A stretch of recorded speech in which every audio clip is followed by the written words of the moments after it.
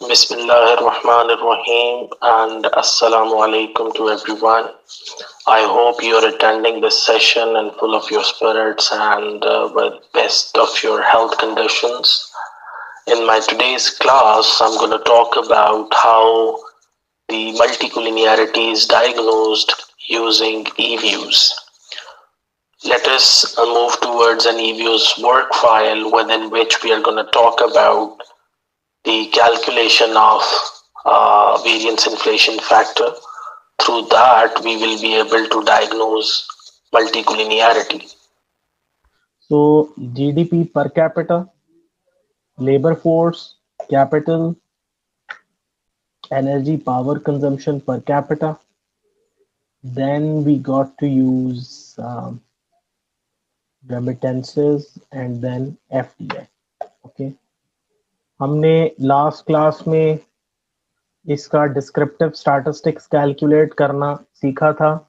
हमने वेरिएबल्स को सेलेक्ट किया, राइट क्लिक करके ओपन एज ग्रुप किया. ठीक है, ओपन एज ग्रुप किया तो हमारे पास ये एक लाइक विंडो ओपन होगी. इस विंडो के व्यू में जाके डिस्क्रिप्टिव स्टैट में जाके कॉमन सैंपल और यूं हमने डिस्क्रिप्टिव स्टैटिस्टिक्स कैलकुलेट कर लिए थे. इसको कॉपी करके हमने एक्सेल की फाइल में पेस्ट करके ये एक टेबल अपना जनरेट कर लिया. ठीक हो गई बात. और फिर अकॉर्डिंगली इसकी एडजस्टमेंट करके हमने इसको देखा कि इसमें हमने किस चीज को ज्यादा कंसिडर करना है. और मैंने कहा जी इसमें हम बेसिकली वेरिएबल्स की नॉर्मेलिटी पे बात कर रहे होते हैं. ठीक है, इसके अलावा आप मीन्स को भी एक्सप्लेन करना चाहें, this is up to you. अगर आप स्टैंडर्ड डेविएशंस को भी एक्सप्लेन करना चाहें, this is up to you. But mainly you just need to throw your attention towards this important point, whether your distribution is following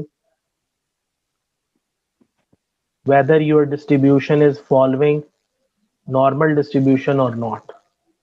ठीक है, तो इस टेबल में आपने इसके ऊपर बात करनी थी. इसके अलावा हमने कोएफिशिएंट ऑफ कोरिलेशन मैट्रिक्स का टेबल पे बात की थी.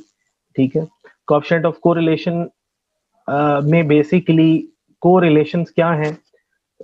ये हमें दो वेरिएबल्स के दरमियान स्ट्रेंथ ऑफ रिलेशनशिप को आइडेंटिफाई करने में फैसिलिटेशन करते हैं कि दो वेरिएबल्स कितना स्ट्रांगली और कितना वीकली आपस में रिलेटेड है.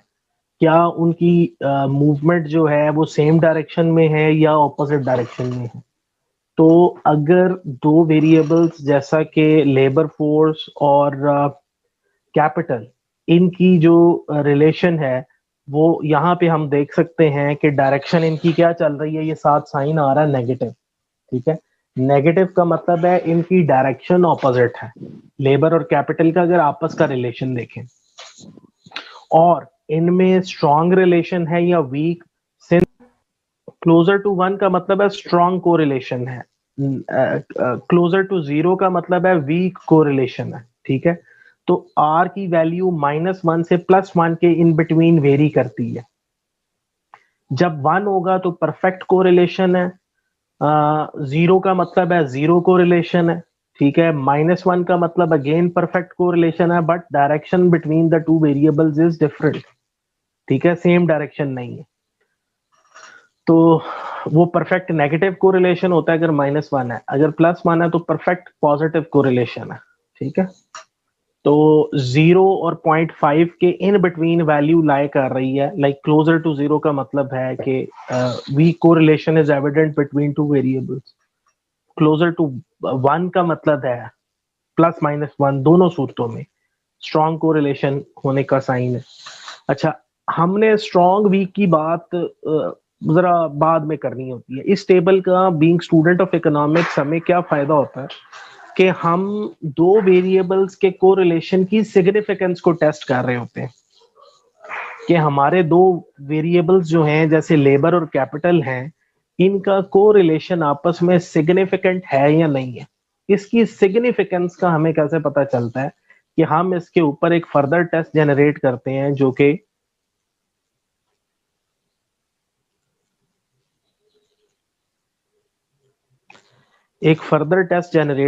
जिसको हम कहते हैं वेरिएंस इन्फ्लेशन फैक्टर टेस्ट. ठीक है जी, वो वेरिएंस VIF या वेरिएंस इन्फ्लेशन फैक्टर का मतलब क्या है ये करता क्या है? ये बेसिकली दो इंडिपेंडेंट वेरिएबल्स के कोरिलेशंस की सिग्निफिकेंस को टेस्ट कर रहा होता है। अच्छा, बेंचमार्क क्या है इसका कि इफ इट इज 10 और above, if it is 10 or above, then we say that the correlation between two independent variables is significant.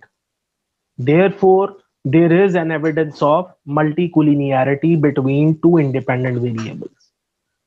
तो VIF हमें मल्टीकोलिनियरिटी को डायग्नोज करने में हेल्प कर रहा होता है।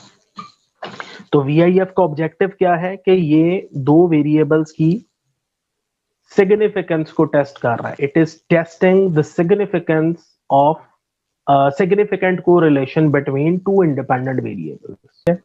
और जब कोरिलेशन सिग्निफिकेंट है तो इसका मतलब है of multicollinearity between two variables. The value of VIF should be 10 or above to conclude about the evidence of multicollinearity issue into any model or functional form।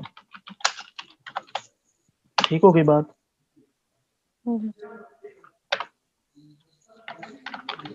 Multicollinearity हमें पता है कि क्या है। एक इंडिपेंडेंट वेरिएबल का किसी एक दूसरे इंडिपेंडेंट वेरिएबल के साथ सिग्निफिकेंट कोरिलेशन हो सकता है, या उसी एक इंडिपेंडेंट वेरिएबल का एक से ज्यादा इंडिपेंडेंट वेरिएबल्स के साथ भी कोरिलेशन सिग्निफिकेंट हो सकता है।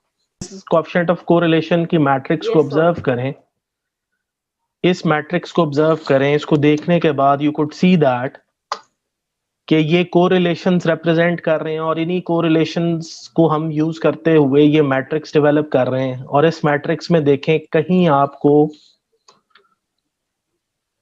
ये कितने हैं जी, 4 और 3 7 और 2 9 और 1 10 कॉम्बिनेशंस में हमें VIF की वैल्यूज मिली है, लेकिन किसी एक केस में भी VIF की वैल्यू 10 और अबव नहीं है। तो सब केसेस में ये बिलो देन 10 है। Got my point? क्या है कि जितने इंडिपेंडेंट वेरिएबल्स है ना आपकी फंक्शनल फॉर्म के, मिसाल के तौर पे आपकी फंक्शनल फॉर्म है क्या, यहां मेंशन कर देते हैं कि डिपेंडेंट वेरिएबल हमने इकोनॉमिक ग्रोथ यहां पे यूज की है एज अ फंक्शन ऑफ, हमने इंडिपेंडेंट वेरिएबल्स में labour, capital, energy, power consumption, then remittances and FDI ये यूज। इनमें से हमें कहीं ये एविडेंस नहीं मिली कि लेबर कैपिटल या लेबर एनर्जी या लेबर रेमिटेंस या labour FDI, capital energy, capital remittance, capital FDI, energy remittance, energy FDI और रेमिटेंसेस FDI, इनमें से किसी के दरमियान हमें किसी किस्म की कोई एविडेंस नहीं मिली कि इनमें कोरिलेशन सिग्निफिकेंट है लिहाजा मल्टी है। तो हमें ये एविडेंस नहीं मिली। So we would conclude that since the value of VIF